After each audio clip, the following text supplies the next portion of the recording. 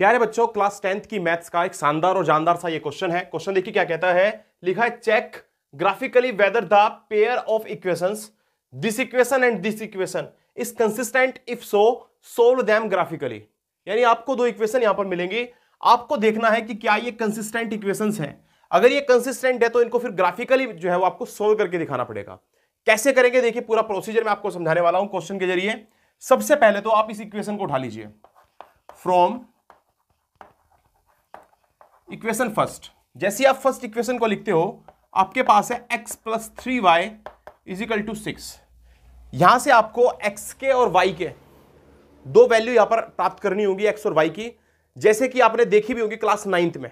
जैसे आप class 9th में करते थे वैसे ही करेंगे। कैसे करेंगे देखिए, अगर मैं यहां से x को 0 मान लेता हूं, यानी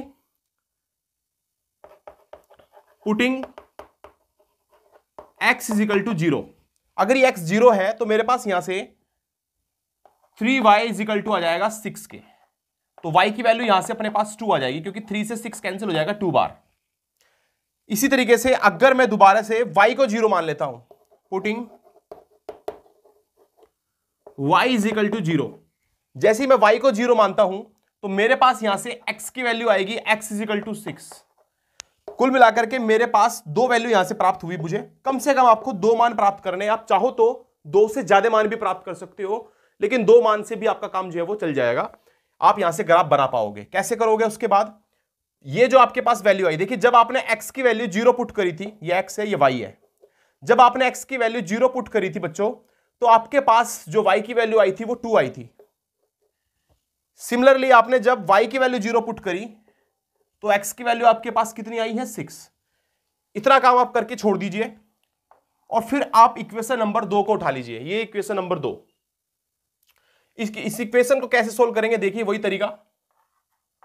2x minus 3y is equal to में 12 आपके पास लिखा था।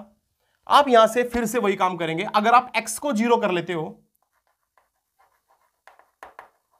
x is equal to 0, then आपके पास 2x is equal to, sorry ये तो 0 हो गया ना, तो आपके पास minus 3y is equal to 12 आएगा। यानी यहां से y की वैल्यू 3 से कैंसिल करेंगे 12 को 4 बार, और माइनस उधर चला जाएगा तो ये आ जाएगा माइनस के 4। सेम टू सेम आप y की वैल्यू इस बार 0 पुट कर दीजिए। तो आप जैसी y की वैल्यू 0 पुट करेंगे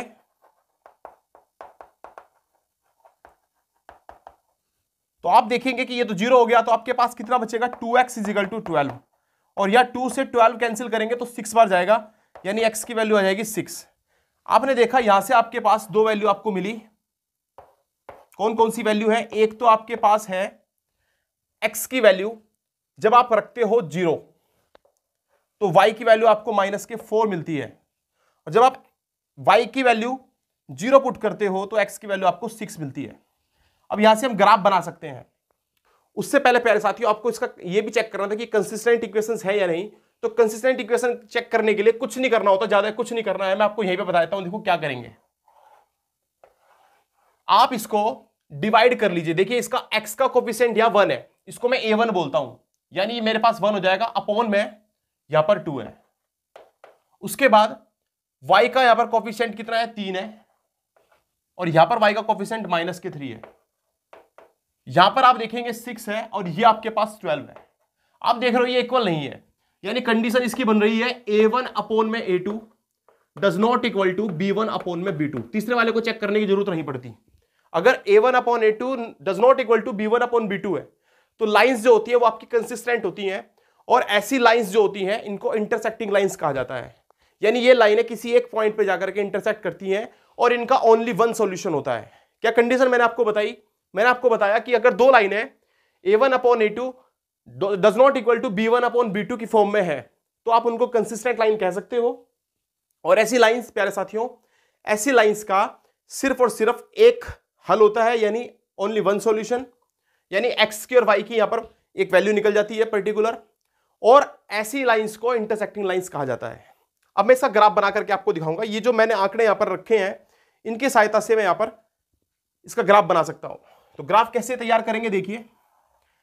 ग्राफ के लिए आपके पास ग्राफ होना चाहिए ग्राफ बनाने के लिए, लेकिन मैं आपको यहां पर बोर्ड पर भी दिखा सकता हूं।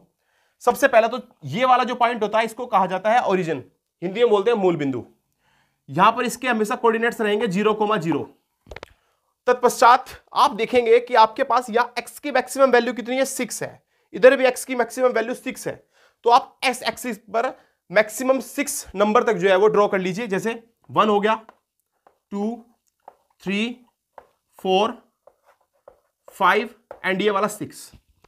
उसके बाद आप यहां से देखेंगे y की मैक्सिमम वैल्यू कितनी है, तो आप 2 देखेंगे, 2 है यहां पर, तो आप ऊपर की तरफ को 2 लेके जाएंगे, 1 और ये 2। आप देखेंगे y की मिनिमम वैल्यू हमारे पास -4 है, तो आप इसको 4 तक लेके जाओ नीचे की साइड में, -1, -2, -3 एंड -4। इतना काम अगर आप कर लेते हो, उसके बाद आप देखिए जब मैंने x की वैल्यू 0 बोला तो इसका मतलब हम यहां पर हैं, उस टाइम पर हमारा x तो 0 यहां पर होता है, उस टाइम पर y की वैल्यू 2 है, तो मुझे ऊपर की तरफ को जाना पड़ेगा। यहीं से मैं ऊपर की तरफ जाऊंगा तो ये मेरे पास पॉइंट आ जाएगा और इस पॉइंट को कहूंगा मैं 0,2। ये पॉइंट मुझे मिल चुका है। इसी तरीके से जब मैं x की वैल्यू 6 पुट करता हूं, 6 यहां पर मिलेगा, तो y की वैल्यू इस टाइम पर 0 है, इसका मतलब यही वाला पॉइंट रहेगा। y की तरफ को मुझे ऊपर की तरफ को जाने की जरूरत नहीं है क्योंकि वो 0 है। तो अब आप क्या करेंगे, इस पॉइंट को बोल देंगे 6,0 और आप इससे इसको मैच कर देंगे, इस पॉइंट से उस पॉइंट को मिला देंगे, तो आपको एक लाइन ऐसे मिल जाएगी।